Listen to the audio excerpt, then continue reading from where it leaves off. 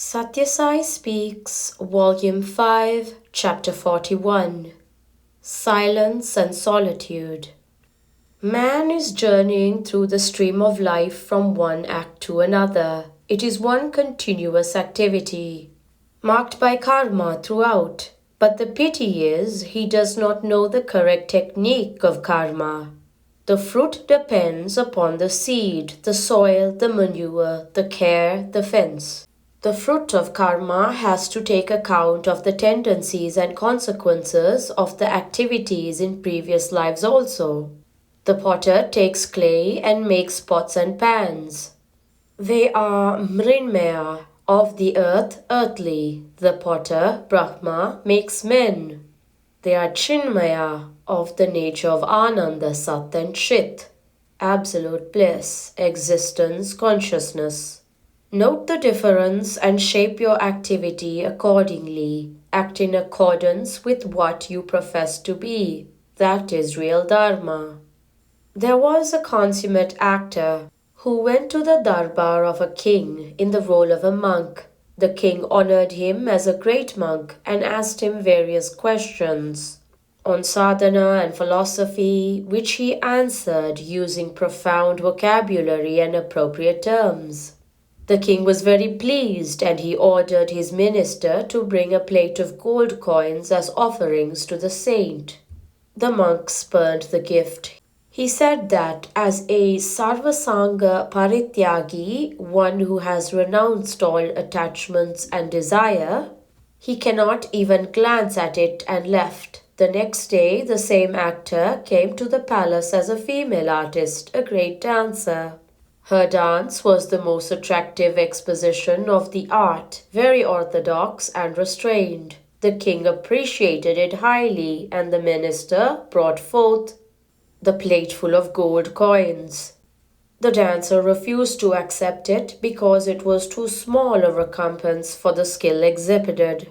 The king suspected from the voice that it was the sannyasin of the day previous that was standing before him as the female artist.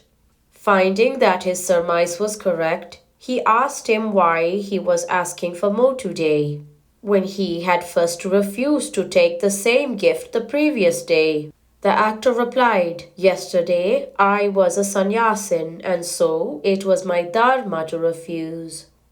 Today I am a dancer, so it is my dharma to earn as much remuneration as I can from my fans." Practice meditation in silence and solitude. Man's dharma is to cultivate his faculties for the great adventure of realizing his oneness with the basic substance of the universe, a substance that is attributeless but yet is mistaken to have attributes like names and forms and functions. This is declared in the Mahavakyas, Vedic dicta, enshrined in the Vedas and elaborated in the Upanishads. To get the mind and the intelligence fixed in that oneness, man must meditate on them in silence and solitude, under the guidance of a guru. If the teacher himself gives the answers for all the questions he asks, how can the pupil progress? If the pupil is left to himself, he would be helpless. If he is asked to scribble whatever he can only doodle. So, the teacher has to hold his hand and train him in the movements. The skill of the hand and brain have thus to be reinforced by the guiding hand of the guru. The pupil has to cultivate concentration. When attention flows in all directions, no progress can be made. A good teacher must love the pupil and lead him step by step. Practicing meditation in silence and solitude, one can in due course establish silence and solitude in the heart, even in the busiest thoroughfares. Now, the puja room or domestic shrines are invariably found next to the kitchen. There, the smells of cooking attracts the nostrils. The sounds of frying and boiling attack the ear. The mind is distracted by voices and noises. How can concentration grow in such an atmosphere? Silence has to be started with oneself, that is to say, one must talk less and think more deliberately, more discriminately.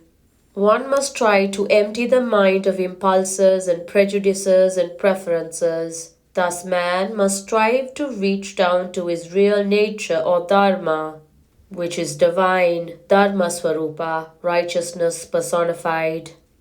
One need not take to asceticism. This sahaja swabhava, innate nature, is to be found in children. At that stage, man is untouched by the pulls and stresses of the senses. So he revels in his own reality, that is, in joy, in shanti, and in prema.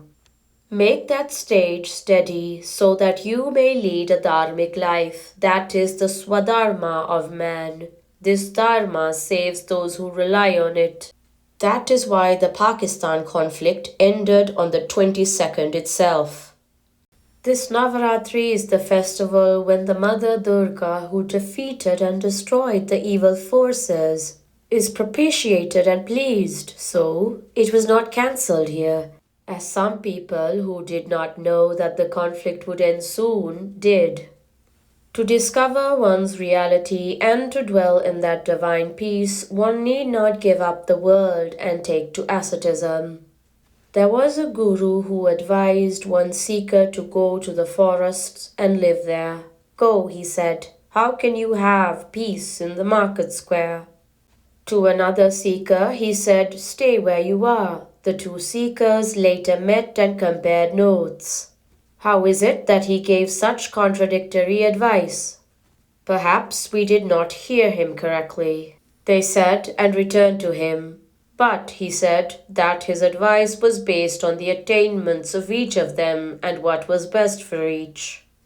Detachment is the crucial gain. One cultivates it either in the jungle or at home.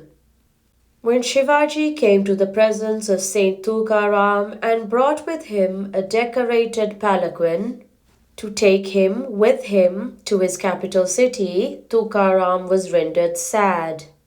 Why have you brought this stretcher? Which corpse are these men to bear? He queried in derision. Tukaram knew the dharma that a recluse should follow. He knew the dangers of yielding to the temptation for pomp. A devotee is more than an emperor. There is no one higher than a bhakta whose mind is fixed in the truth. He is more than an emperor. So far as I am concerned, I give consideration to the bhakta. Still, you may wonder why some are being given special seats and places here. You have heard the adage, Yatha Raja Tata Praja. As the king, so are the subjects. The rulers have to be brought here so that they may see and hear, and know about things that matter, get inspired by the bhakti that fills the air, so that through them it may be shared by the country at large. The laws they pass and the administrative systems that they operate are some of the means by which the ideals of the nation can be worked in practice. They have been selected by you for this purpose and this end in view. They have your confidence and they have won the approbation of thousands of people. And so they have to be treated with some consideration.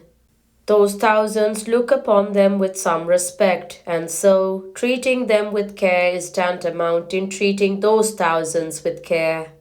It is to give Ananda to the bhaktas that I arranged this festival. I have no other wish. Do not muddy the pellucid waters of your faith by the slightest trace of doubt. Prashanti Nilayam, Dasara, September 29th, 1965.